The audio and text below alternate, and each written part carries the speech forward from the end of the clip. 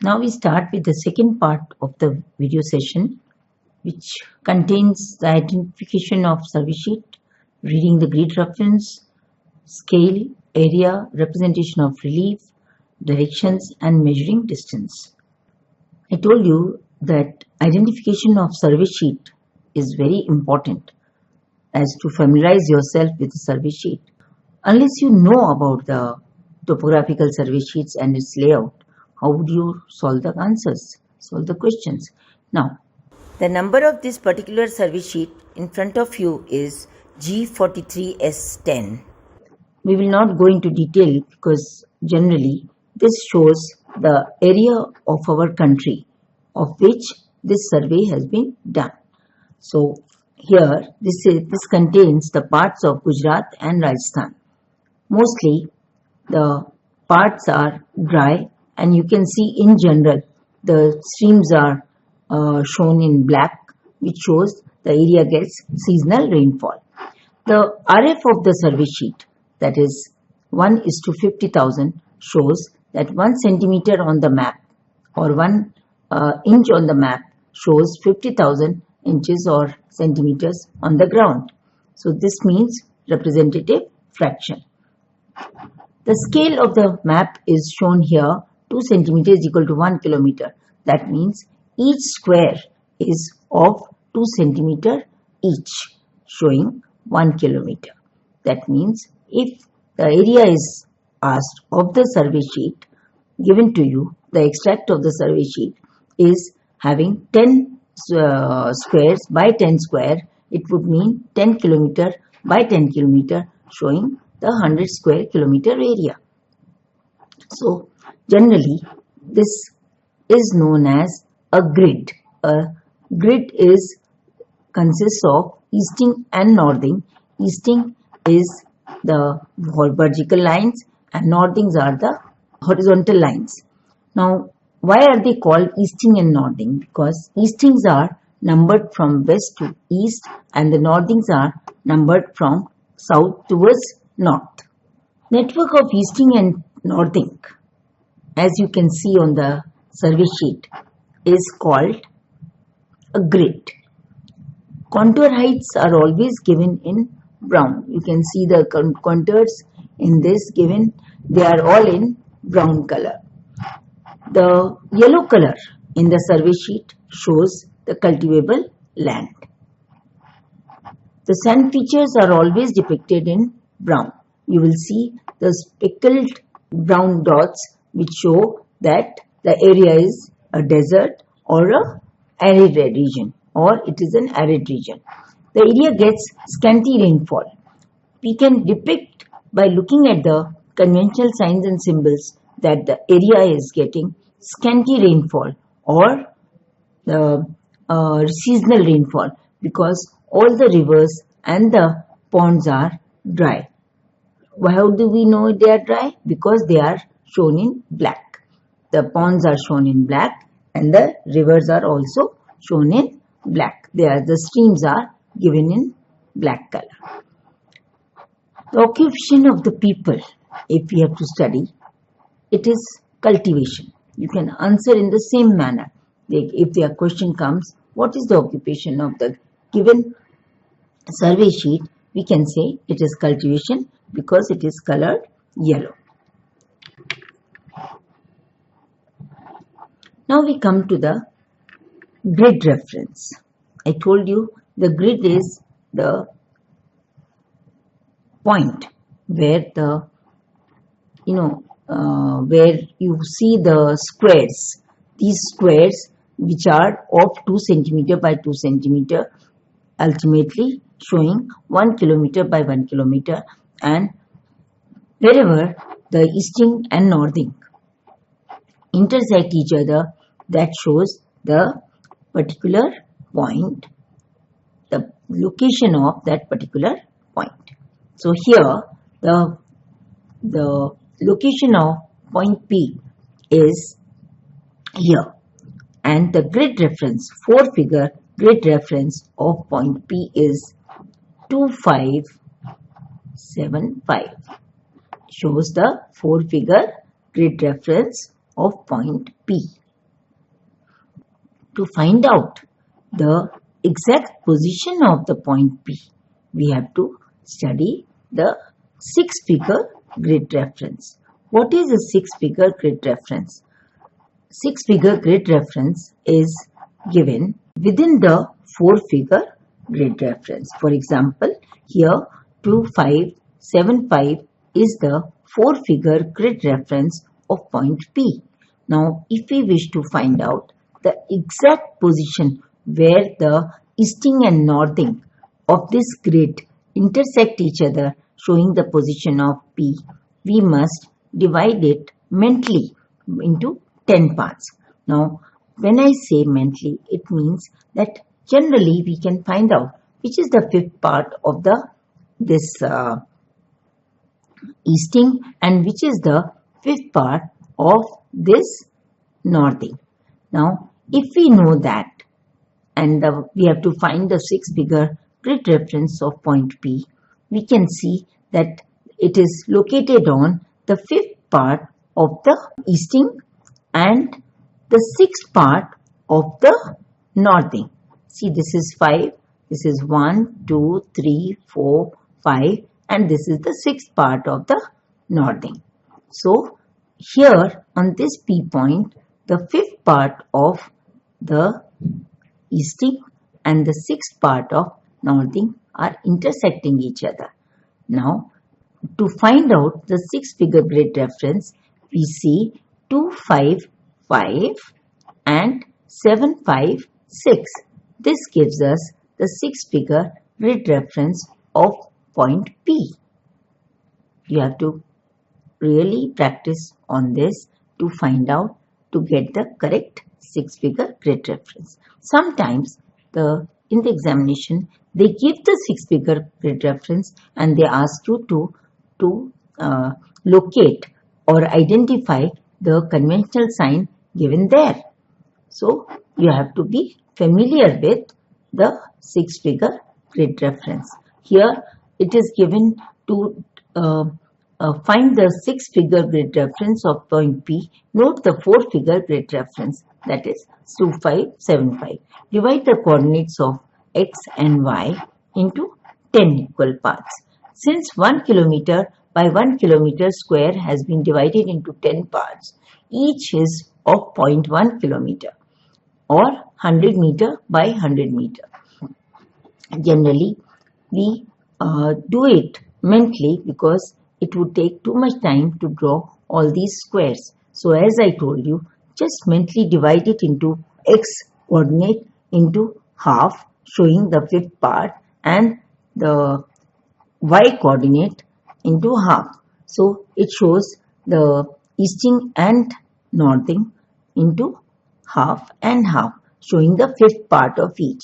And then looking at the point of which you have to find out the 6-figure grid reference, you can calculate according to the 4-figure grid reference. For example, here it is 255 and 756.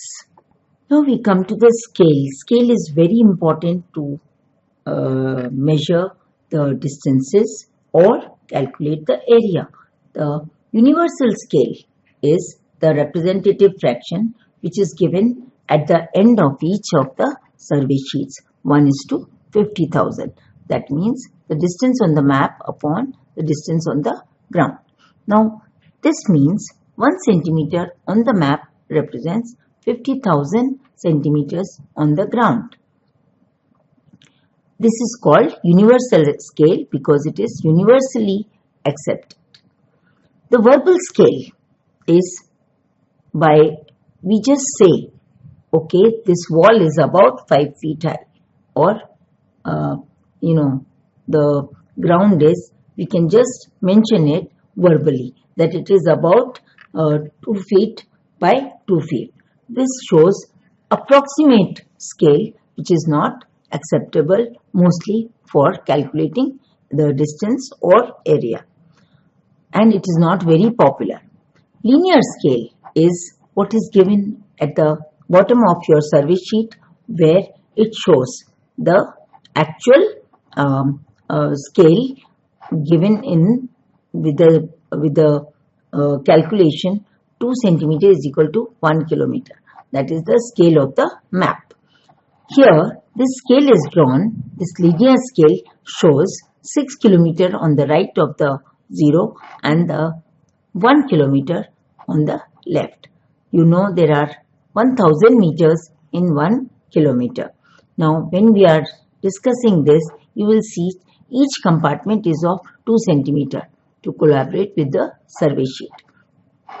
And in the left, the 1 kilometer or 1000 meters are divided into 10 parts, showing each square, small square, representing 100 meters. Now, it is used generally for measuring the distances by scale or by thread. This we'll be discussing when we are studying about the distance, the measuring the distances. When we are calculating the area, we are doing it on the basis of the scale, which is 2 centimeter is equal to 1 kilometer. When we are calculating it, all of you know it is length into breadth is equal to area. Now, in this case, if you see the survey sheet given has 10 squares showing 10 kilometers, because the scale of the map is 2 centimeter and is equal to 1 kilometer, and each square is of 2 centimeter by 2 centimeter.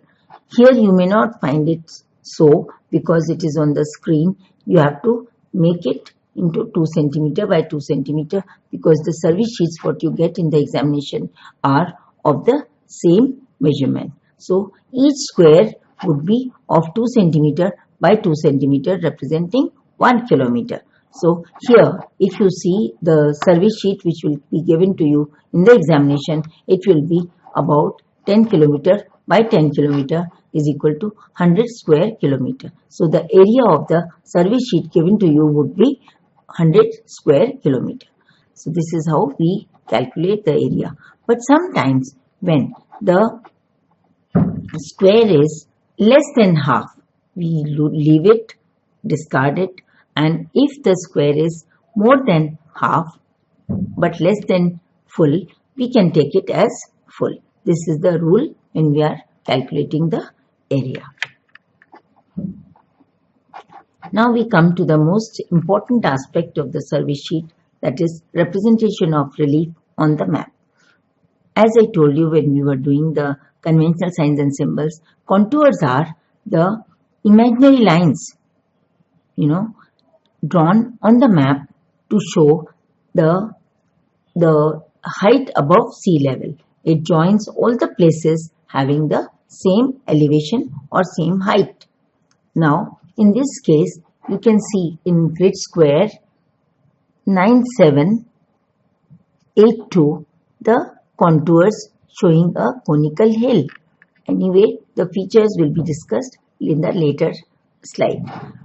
The height can be shown also by benchmark showing 200 meters, that is the height above sea level is 200 meters. The spot height showing that the height of that particular point is 240 meters.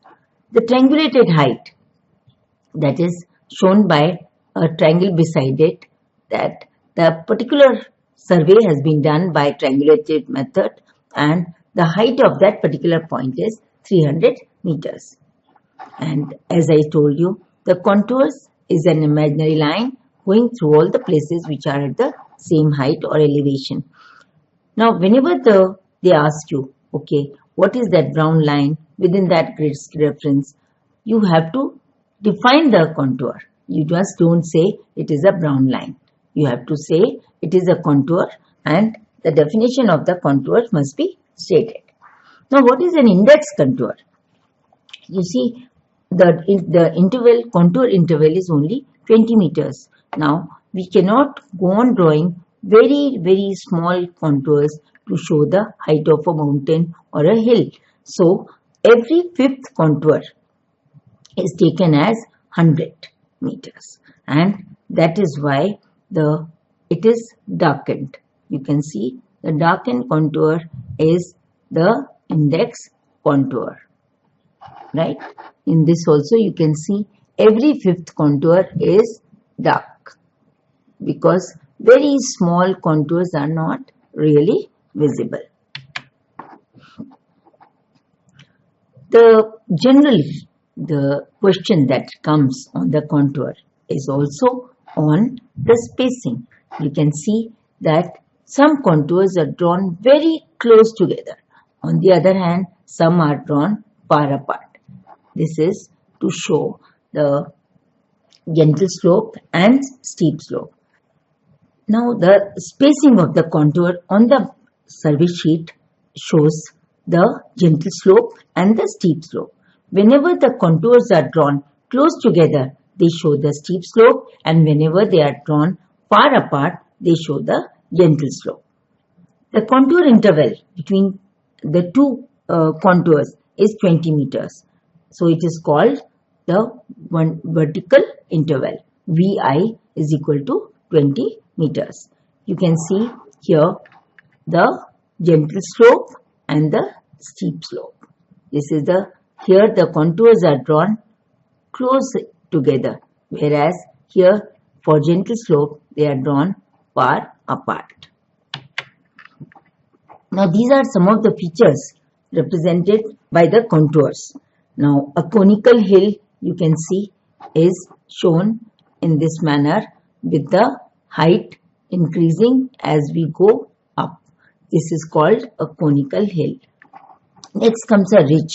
A ridge is a lower area which is represented by a longitudinal contour, and it divides. It is also known as a water divide or a watershed. Here there is a pass between the two hills which is shown by the gap. This particular gap, when it is too much, it is called a pass. When it is less, it is called a col, and when it is even less, it is called a saddle. In the textbook, you will find this in detail. The cliff is where some of the contours merge together to show a cliff. It forms a waterfall. In the survey sheet, you may see a fall with 10R written there on the survey sheet. It means that this is a steep slope showing the formation of a waterfall with 10R, means the relative height of the waterfall is 10 meters. Here you can see a plateau. Plateau is having a less height, say about 300 to 400 meters, and it is showing a flat land on top. This is called a plateau. So the survey sheets here are in oval. The contour lines are shown in oval shape, which are showing a plateau, formation of a plateau. Now we come to the directions. Directions are very important component of survey sheets. Everything, whatever is studied, any study that is done on the survey sheet is with the help of directions. The 4 cardinal points you are aware of are north, south, west and east. In between, you can see northeast, southwest, northwest and southeast. So we study all the 8 cardinal points for measuring the distances, finding the direction, and between the direction of the flow of the river. Direction of the flow of the river is always maintained by the direction given here. Now, suppose there is a question on in which direction is the Sipu Nadi flowing. Now, we have to first look at the spot heights. You can see the 242, 237. This means the spot heights are receding from northeast towards southwest. Now, if they are receding from northeast to southwest, that means the river is flowing from northeast to southwest because the slope of the land is such. And that is why we can answer that the river is flowing from northeast to southwest. Sometimes there is a question on in the survey sheet, in your examination paper, that say here on which bank of the river is Nimbora situated or Mitan situated. To answer this question, you must follow certain steps. First step is to look at the spot heights. Now here the spot heights are receding from 242 towards 237. It is from northeast to southwest. So we find out that the Sipu Nadi is flowing from northeast towards southwest. Now to find on which bank of the river is the Mitan village situated, we have to find the source of the river. Now you know that the river flows from higher level to lower level. Now if it is flowing from northeast to southwest, here is the source of the river. Is it northeast? If you stand here facing the river, your right is right and your left is left. Hence, Mitan settlement is situated on the right bank of the Sipu Nadi. This is how you have to calculate or find out the location of the Mitan village. Now, never do the guesswork that if it is not right, it must be left. If it is not left, it must be right. No, you must follow these steps to arrive at the correct answer. It's very important. Next, we find here there is a question that what is the direction of Rampura from Karja? Now, if you look at this, the directions, Rampura is situated in the southwest and Karja is situated in the northeast. That means the question being, which direction is Karja from Rampura? So we say that Karja is situated to the northeast of Rampura. This is the simple answer. Therefore, directions are used for the finding out the flow of the river, the situation of the towns on the bank of the river, and the direction of town from the other. This same thing you will find well explained in the second chapter of the textbook. Now we come to the measuring distances. As I told you that the distances can be measured as per the scale, and the scale of the map is 2 centimeter is equal to 1 kilometer.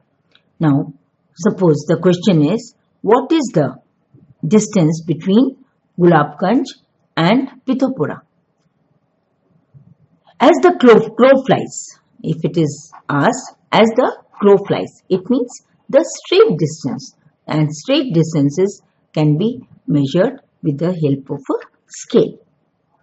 The distance between the Gulabganj and Pithampura is 2.5 kilometer.